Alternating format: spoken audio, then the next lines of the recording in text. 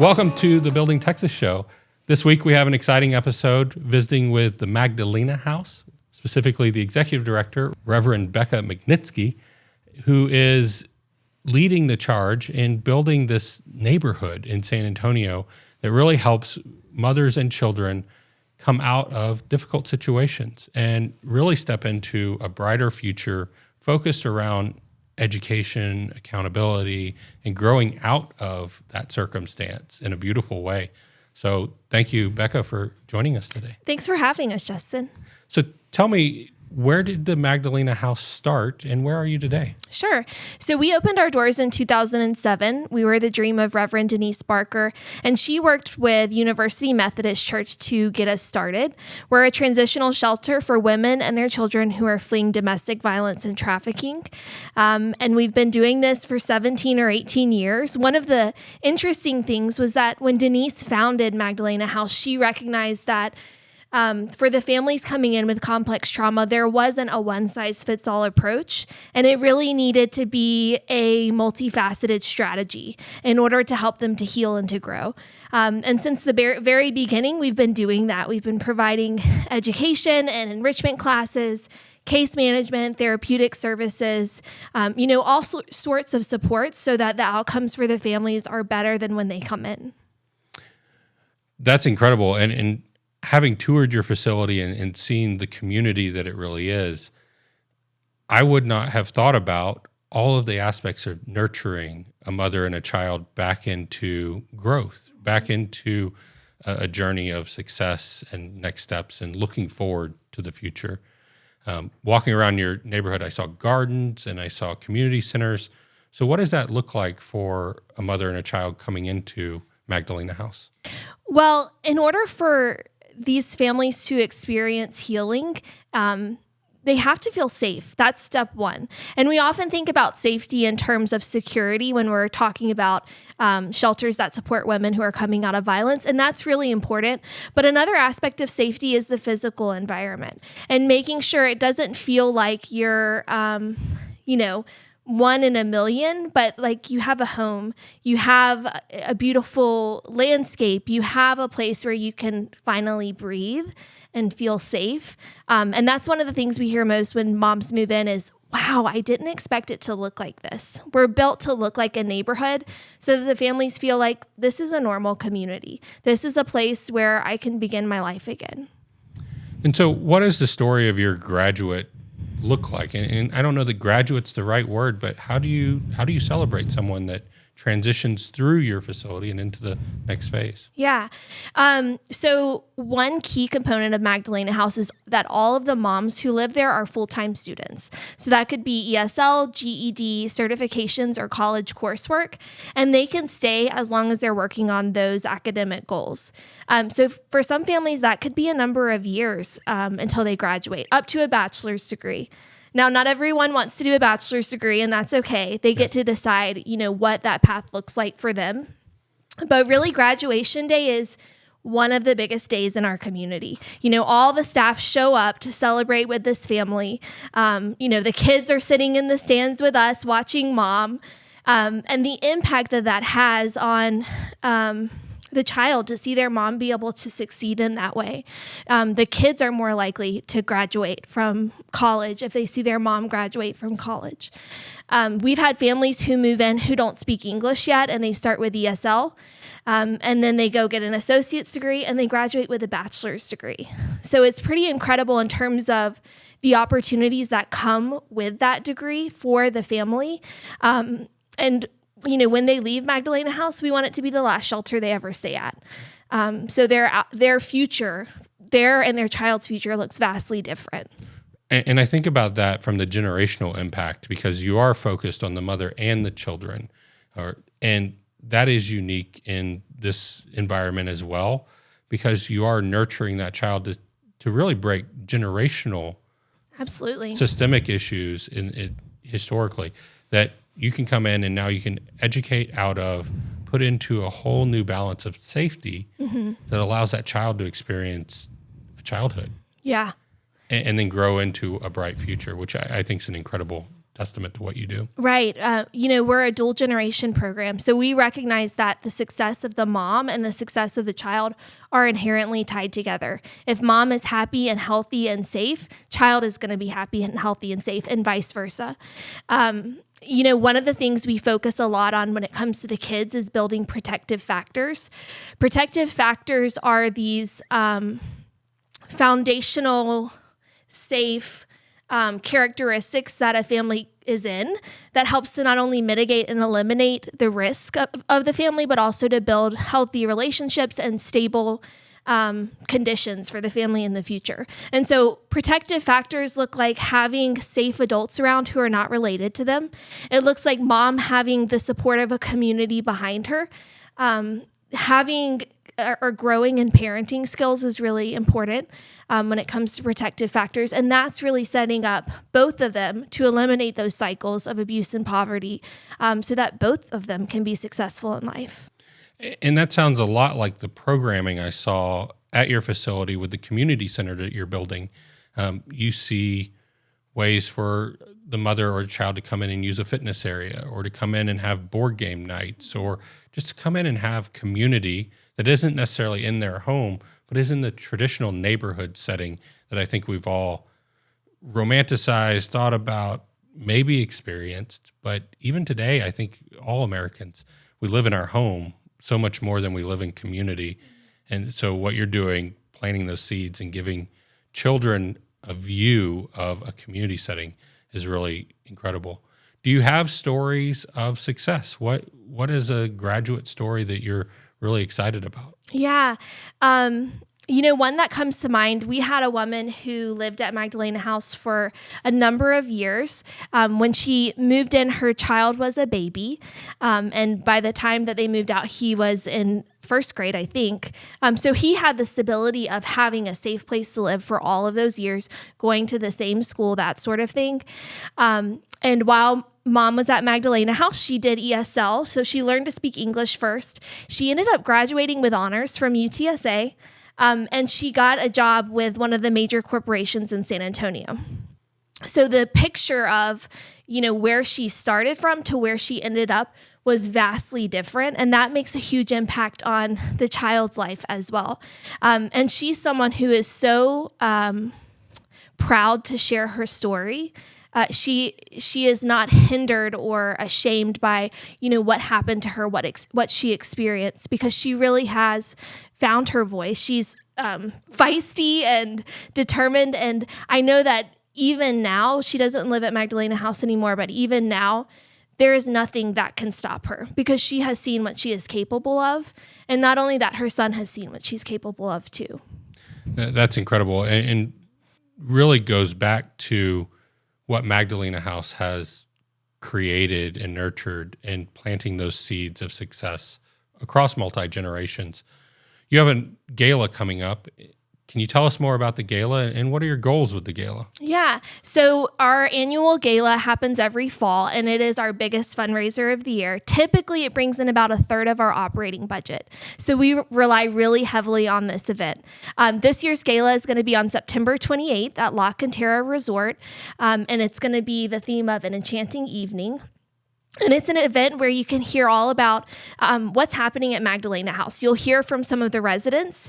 We have some great video and stuff, but it's also just a really fun night. One of my favorite things about it is the moms come and they get to see the hundreds of people who are behind them that they don't see every day. I think that often is a light bulb moment for them.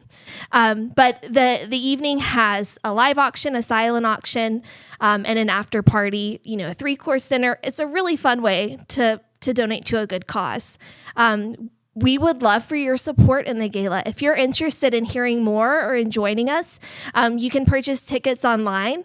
We're still looking for some sponsors. So we have some really great top-level sponsors already with UBO and Valero and Security Service Federal Credit Union. But we would love more, because everything that comes from the gala supports these families, allows us to help them for another year at Magdalena House. So for more information, if you're interested, please visit our website. It's maghouse.org, maghouse.org.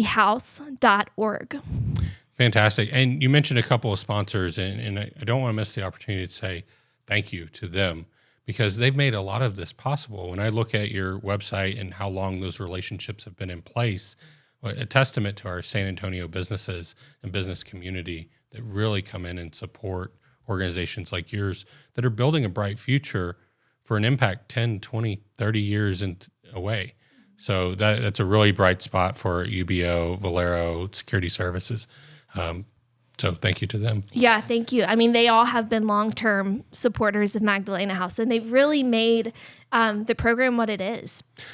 As we look forward into the future, you have some exciting construction happening around your community center and really opening up a new kitchen to the community, which we've talked a lot about food security, and the cost of food is such a big thing for a lot of women and children in all phases of life today. Mm-hmm. So getting back to the basics of cooking and having a place where they can go learn to cook, be around cooking, that is what I took from your community center, but the space is so much bigger than that. Mm-hmm. What do you look forward to in the future as that opens up? Yeah, whenever we were dreaming about the building, we asked a lot of our key stakeholders, what does this building look like? And one group were the residents who lived there. And one thing we heard from them was they wanted a place where they could work out. Mm-hmm. So we built a little, nothing exciting or fancy or anything, but a little one-room gym that they can access 24/7 and work out, because that's really helpful whenever they're healing, is that physical activity. But it'll have a full kitchen. It'll have a lot of different therapy spaces for different therapeutic modalities.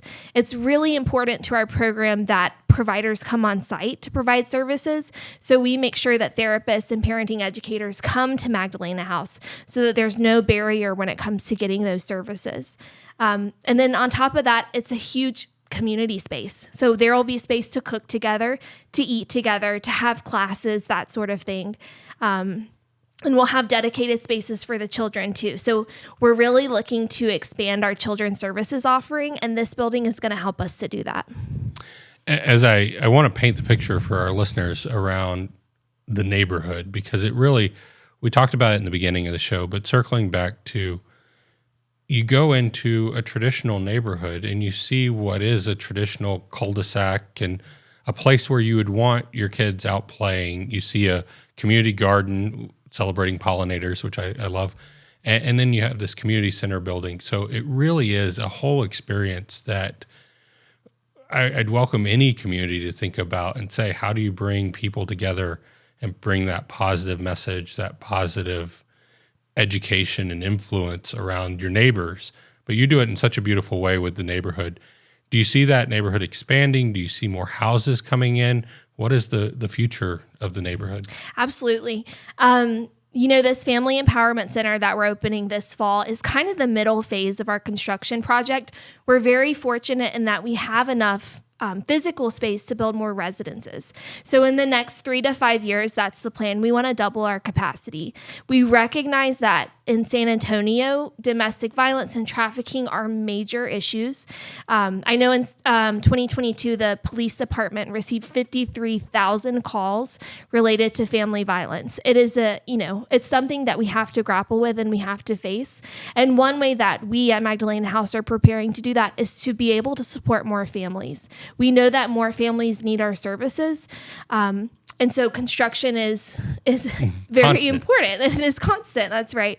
The strength of our community lies in the health of our families. I really believe that. And so by supporting the mothers and children, we're changing the fabric of who San Antonio is, what our community is, and we're saying, violence isn't okay, and it's not going to be tolerated. And we're really thinking about what we want our community to look like tomorrow and in 20 years. It's definitely brought more awareness to me around the data in San Antonio. San Antonio is a big city, but we often feel like it's a set of small villages, right?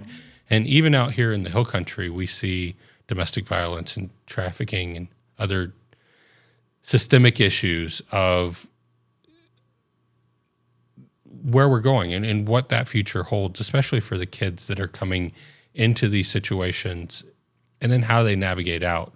So how does a mom find Magdalena House and look for you as a solution or a service that they can leverage? Yeah. We get calls every day from women who are seeking our services. A big place that people hear about us from is 211, which is the United Way hotline. So anytime someone calls seeking services for domestic violence, they'll get our information. We're also on sacred.org, which is the San Antonio Community Resource Directory, so we can be searched that way. We get referrals from, teachers, police officers, CPS caseworkers, kind of every which way. And that's another way that people who are listening to this right now can help, is that if you just remember our name, Magdalena House, then you never know when you're going to meet someone who might need our services. And we get a lot of referrals just from word of mouth. The thing with both trafficking and domestic violence is that it's prevalent, but it's not talked about. It's hidden in plain sight.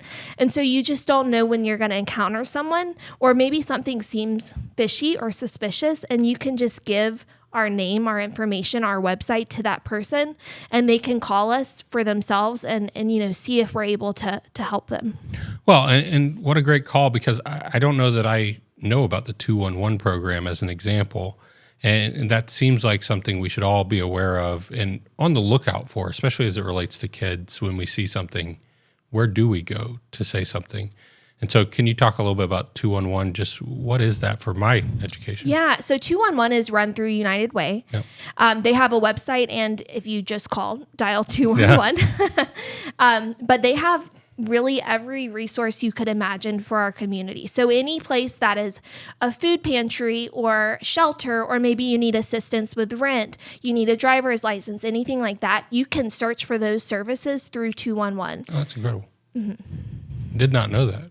But also just not knowing it is part of the problem. And where I really celebrate what you're doing in the Gala and getting the message out there around what are the challenges that we're facing, because we do live in a time where you might not see it. It is hidden in plain sight, as you put it, but it's very prevalent in our community and in the broader region. Mm-hmm. So having people out there being eyes and ears for these moms and children, understanding what organizations like you offer and where they can find support, where they can find resources, that's something I hope we can continue to celebrate and push forward.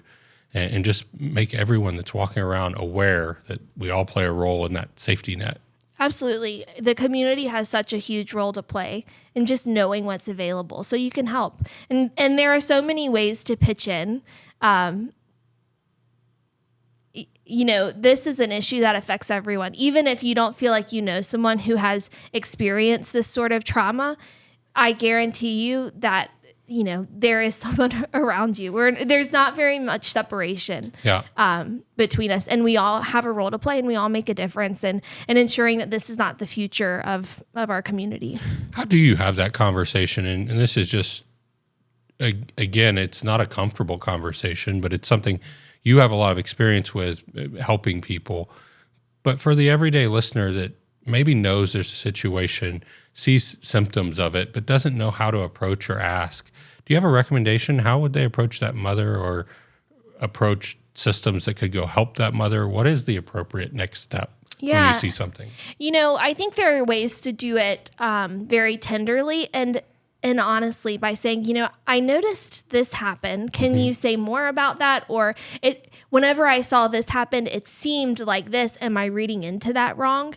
And a lot of times it's going to take more than one conversation.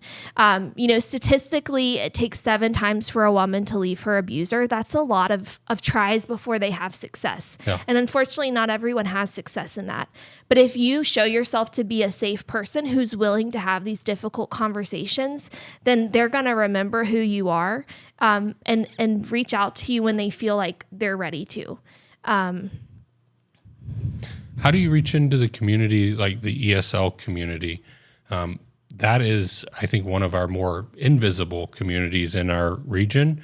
And I worry about it in the hill country setting, because you're off the highway, you're kind of tucked away. It's a very invisible lifestyle. And so I wonder, how do we keep an eye there too, and just make sure our public offices have the right information, or that our law enforcement officers, which I I'm certain they do, are out there prepared and seeing it. How do we as individuals come in and into that silent, unseen community? I think that's a great question. Abuse is really all about power and control. And one way that happens in the ESL community is they don't want these people to learn English at all. They don't want them to know the resources that are out there. However, they likely have some sort of connection with other people in the community or other organizations in the community, which means it needs to fall not only on the responsibility of organizations that serve those people, but on people like you and on people, who are listening to this radio show to know those resources so that should they interact with someone, they know who to send them to. It could be as easy as sending someone to the appropriate food shelter in their immediate neighborhood. And that shelter might have more information or more trained professionals to see, but you've given them the first step to here's a community benefit that really makes you more visible. So I don't want to miss the opportunity to we're all eyes and ears in this fight because it is very much a good versus evil fight, in my opinion. So I appreciate you answering my curiosity on that. What else do we need to know about the organization that we haven't covered yet? What are the exciting things coming in 2025, 2026? Well, our biggest thing that's coming is this new Family Empowerment Center, which I don't know that I shared this yet, but it's really built for us to grow into. It's going to help our current capacity, but long term, we're hoping to double our capacity and really build out our neighborhood. And so we'll be able to serve more families. But with serving more families means we need to grow our support and grow our awareness in the community, of course, to be able to make that happen. Well, we hope that all of our listeners will come join you for the gala. They can find more information at maghouse.org. That's maghouse.org, and get involved. And it may be through sponsorship. It may be through volunteering.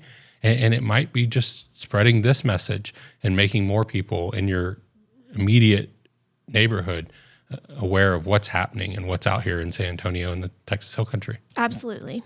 Becca, thank you so much for joining us today, and thank you for the way that you're building Texas. Thank you, Justin.